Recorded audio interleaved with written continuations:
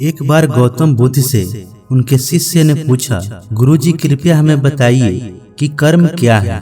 तब गौतम बुद्ध ने अपने शिष्य से कहा कि कर्म को समझने के लिए मैं तुम्हें एक कहानी सुनाता हूँ। इस कहानी से तुम समझ जाओगे कि कर्म क्या है। दोस्तों, आज मैं आपको वही कहानी सुनाने वाला हूँ जो गौतम बुद्ध ने अपने शिष्य को सुनाई थी। अगर आपको ये कहानी पसंद आई तो वीडियो को लाइक और चैनल को सब्सक्राइब करना मत भूलिएगा। गौतम बुद्ध अपने शिष्य को कहानी सुनाते हैं कि बुलंद शहर का राजा घोड़े बैठकर अपने राज्य का भ्रमण कर रहा था। चारों तरफ भ्रमण करने के बाद वह एक दुकान के सामने आकर रुक गया। रुकने के बाद राजा ने अपने मंत्री से कहा कि मंत्री जी, मालूम नहीं क्यों लेकिन लगता है कि इस दुकानदार के लिए कल ही फांसी की सजा सुना दूं, इसे मृत्यु दंड दे दूं। मंत्री राजा से इसका कारण पूछ पाते इससे पहले राजा आगे बढ़ गए। मंत्री ने इस बात का पता करने के लिए अगली सुबह भेष बदली और आम जनता का रूप लेकर दुकानदार के पास जा पहुंचे। दुकानदार चंदन की लकड़ी बेचने का काम किया करता था।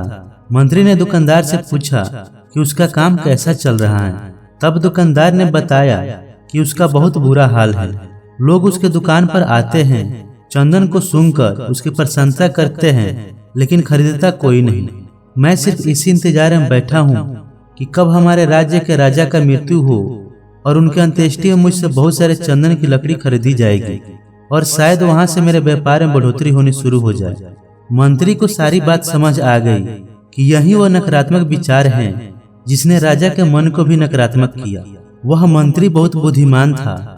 उसने कहा कि मैं आपसे थोड़ी चंदन की लकड़ियां खरीदना चाहता हूँ। यह सुनकर दुकानदार बहुत खुश हुआ और उसने सोचा कि चलो कुछ तो बिका। उसने चंदन की लकड़ी को कागज से लपेटा और अच्छी तरह पैकिंग करके लकड़ी मंत्री को दी। मंत्री अगली सुबह चंदन की लकड़ी लेकर राजा के दरबार में पहुंचा और राजा से कहा कि महाराज, वह जो दुकानदार हैं उसने आपके लिए तोहफे के रूप में चंदन की लकड़ी भेजी है। यह सुनते ही राजा बहुत खुश हुए और मन ही मन में सोचने लगे कि मैं बेकार में उस दुकानदार के बारे में गलत बातें सोचा करता था। उसने चंदन की लकड़ी को हाथ में लिया। उसमें बहुत ही अच्छी सुगंध आ रही थी। राजा इससे बहुत ही खुश हुए और उसने दुकानदार के लिए मंत्री के हाथों सोने के सिक्के भिजवाए।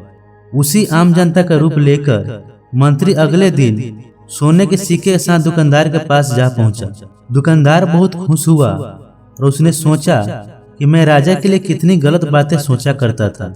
राजा तो बड़े ही दयालु हैं। ये कहानी जब खत्म हुई तब गौतम बुद्ध ने अपने शिष्यों से पूछा कि अब आप बताएं कि कर्म क्या है। शिष्यों ने उत्तर देते हुए कहा कि शब्द ही हमारे कर्म हैं। हम जो काम कर रहे हैं वही हमारे कर्म हैं। जो हमारी भावनाएं हैं वही हमारे कर्म हैं। गौतम बुद्ध ने सभी शिष्यों के जवाब सुनने के बाद कहा, आपके विचार ही आपके कर्म हैं। अगर आपने अपने विचार पर नियंत्रण करना सीख लिया तब आप महान बन जाते हैं। जब आप अच्छा सोचते हैं तब आपके साथ अच्छा होता भी है। आपके विचार ही आपको अच्छा या बुरा बनाते हैं।